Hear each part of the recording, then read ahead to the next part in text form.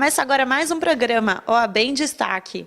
Neste primeiro bloco, você irá conferir a entrevista com o coordenador da Comissão do Negro e Assuntos Antidiscriminatórios, Guilherme de Oliveira, que falou sobre os avanços e desafios do combate ao racismo. Celebrando o mês da consciência negra, hoje eu vou conversar com o coordenador, Dr. Guilherme, que é da Comissão do Negro e Assuntos Antidiscriminatórios. Dr. Guilherme, é um prazer tê-lo aqui. O prazer é meu, agradeço o convite. Estamos aqui para poder ajudar no que for necessário, bem como as dúvidas da população. Quem tiver alguma questão e quiser entrar em contato com a comissão, também pode ficar à vontade. Tá bom. Doutor Guilherme, vamos fazer um paralelo do que houve na verdade, esse paralelo evolutivo da Constituição de 88 até agora, assuntos ligados à discriminação ao negro. Houve muita evolução, a inserção do negro na própria sociedade, em temas de novelas e tudo mais, que antigamente a gente não via. Ou é um avanço, um ganho, na verdade, né? O principal avanço que a Constituição de 1988 trouxe em relação à temática do racismo é ter tornado crime, né? Que até a Constituição, o racismo ele era considerado apenas uma contravenção penal, né? Depois dela, acabou sendo tipificado como crime. E dentre os avanços que nós tivemos nessa temática, como você colocou, a projeção do negro em novelas, em maior escala, não se submetendo apenas a papéis de segundo plano, mas também passando a protagonizar, né, algumas novelas, a própria evolução nas carreiras públicas. O negro tem alcançado paulatinamente, né, o processo é contínuo, mas tem conseguido melhores cargos, melhores empregos. Estamos vivenciando um momento de reais avanços, inclusive dentro das políticas públicas também. Naturalmente, porque a Constituição de 88 ela até cometeu esse pequeno deslize, porque ela realmente, quando ela traz, na verdade, ela traz a igualdade entre todos os cidadãos brasileiros, ela não poderia nunca deixar de, na verdade, omitir a questão do preconceito, que era realmente crime, mas foi um avanço à sociedade nesses anos todos, através de ações que tiveram, ações contra o racismo, obtive essa igualdade que é obrigatória perante a nossa sociedade, né? Sim, a igualdade ela é obrigatória. Porém, como sabemos, na nossa sociedade o racismo ele é velado. Aqui no Brasil, diferente de outros lugares, não se admite, né, o racismo legalmente. Então, o que ocorre? As pessoas não se admitem racistas, porém, acabam por utilizar de outras formas para excluir determinadas pessoas, determinados grupos sociais, sejam negros, seja um grupo social, uma pessoa de outro estado, né, da convivência social. Acabam marginalizando estas pessoas. Em combate a isso, é que é necessário que haja a denúncia. Se as pessoas vítimas deste crime se omitirem, nada vai mudar. Há necessidade de que as pessoas tragam a conhecimento público estes casos. É verdade, o doutor Guilherme está se referindo até aquele caso de uma moça que no Twitter manifestou-se contrário, na verdade ofendeu os nordestinos, que na verdade são todos irmãos, como todas as pessoas que vivem aqui no nosso país. Eu vou tocar num assunto até que é meio complicado, que tem muita gente favorável, muita gente contra, com relação à questão das cotas, né? A questão das cotas, que tanto o ingresso à universidade, até cargos públicos. Como o doutor Guilherme, você vê como representante aqui da própria ordem, como você vê essa questão? Eu vejo que, para o momento, há necessidade, tá? Sabemos que alguns negros têm conseguido melhores posições. Sim, estão conseguindo. Porém, a população negra, que é composta de pretos e pardos e representa 51% da população brasileira, ainda está à margem da sociedade.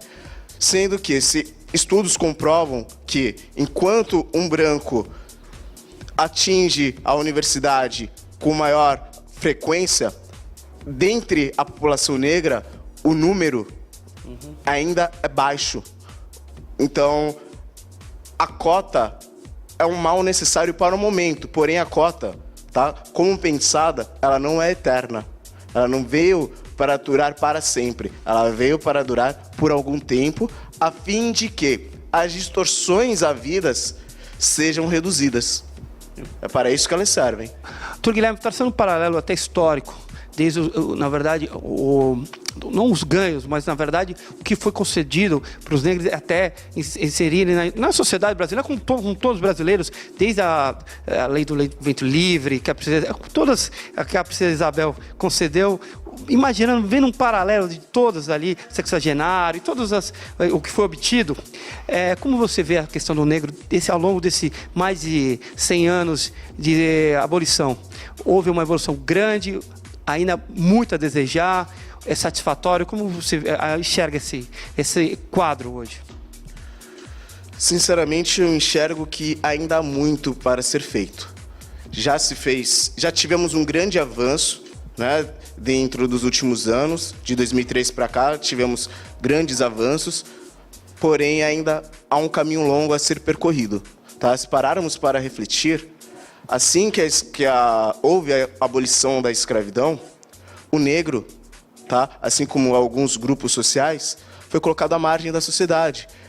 De cativo, ele passou a não ter um lugar para residir, para morar. Então, o negro foi abandonado pelo Estado naquele momento e sobreviveu, né? Atualmente, a condição do negro ela é bem melhor do que há tempos atrás. Porém, ainda há muito a ser feito. Perfeitamente. Aí essa é uma opinião até pessoal, somos todos brasileiros. O nosso país na verdade, ele é fruto de uma miscigenação completa. Todo mundo veio ao Brasil e fixou, se misturou. Então, não é porque a gente tem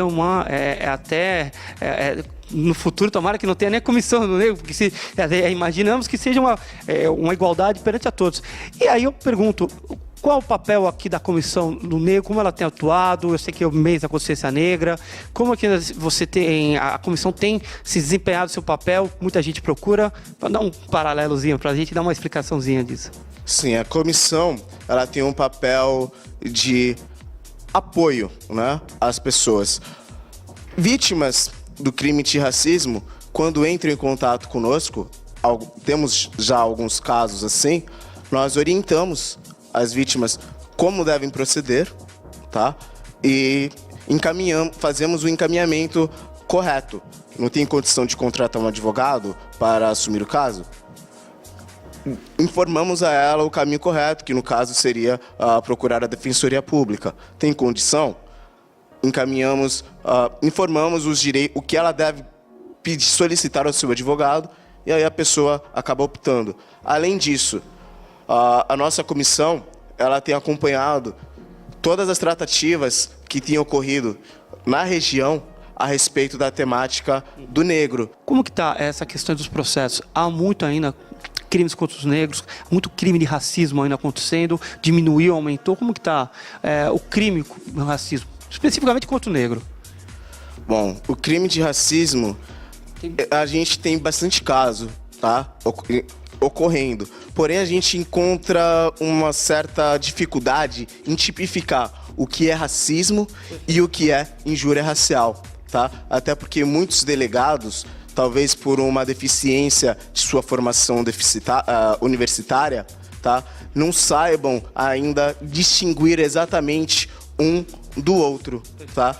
O crime só para ficar claro a todos, o crime de racismo, tal como consta na Constituição Federal, ele é inafiançável e imprescritível, tá? Além disso, o crime de racismo, para ser configurado, ele deve ser praticado contra um todo. Então, a pessoa ela não atinge a honra pessoal individual apenas, ela atinge a todo o coletivo. Por exemplo, dizendo que todo negro é burro. Ela não está se referindo àquela pessoa, está se referindo à coletividade. Aí caracteriza-se o crime de racismo. Por outro lado, na injúria racial, a pessoa ela visa ofender, né, o agressor visa ofender a vítima, em sua honra, dizendo, por exemplo, utilizando de elementos raciais, né, para ofendê-la, como: ah, você é um negro burro. Não estou dizendo que todos os negros, eu não estou generalizando, né, estou sendo específico. Eu estou cometendo um crime de injúria, tá, com elementos raciais. A injúria racial, ela está tipificada no artigo 140, parágrafo 3º do nosso Código Penal, tá? Diferente do racismo, a injúria racial, ela prescreve em 8 anos, tá? E a fiança dela, ela pode ser arbitrada pelo delegado de polícia.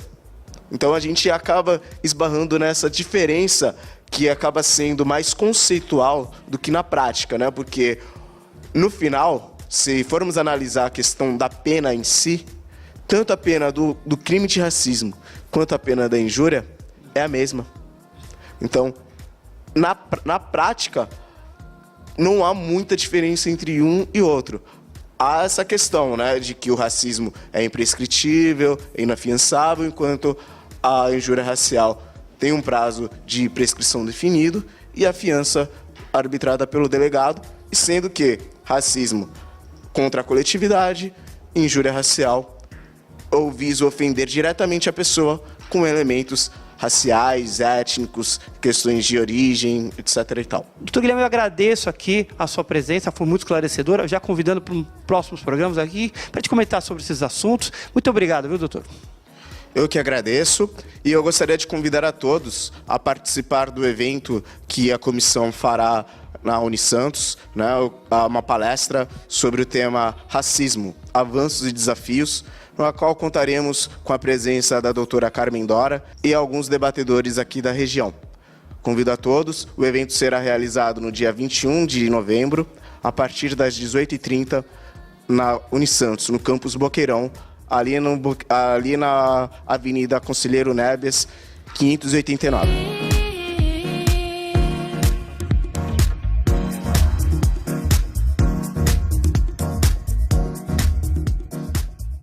Não perca o segundo bloco do nosso programa, onde teremos 2 entrevistas com a doutora Camila Heinen sobre questões que envolvem o direito de família e a doutora Luciana, que é coordenadora da Comissão do Meio Ambiente e nos deu uma explicação sobre o Código Florestal.